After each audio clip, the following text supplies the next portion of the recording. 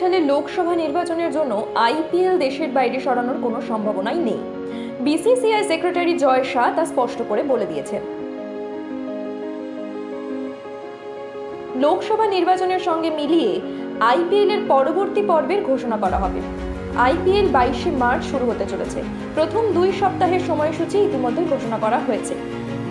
তবে মেগা টুর্নামেন্টের সাথে লোকসভা নির্বাচনের কারণে এর বাইরের সূচি এখনো ঘোষণা করা হয়নি। এর আগে লোকসভা নির্বাচনের জন্য আইপিএল একাধিকবার দেশের বাইরে সরানো হয়েছে। সোশ্যাল মিডিয়ায় জল্পনা চলছে যে আইপিএল এই বছর তার দ্বিতীয় পর্বের জন্য দেশের বাইরে সরানো হতে পারে। প্রতিবেদনে পরামর্শ দেওয়া হয়েছে যে বেশ কয়েকটি আইপিএল দল তাদের খেলোয়াড়দের কাছ থেকে পাসপোর্টের জন্য অনুরোধ করেছে।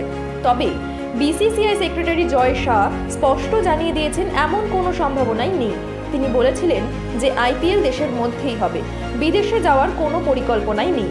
21টি ম্যাচের সময়সূচি অস্থায়ীভাবে ঘোষণা করা হয়েছে। ফাইনাল ম্যাচটি 7ই এপ্রিল নির্ধারিত হয়েছে।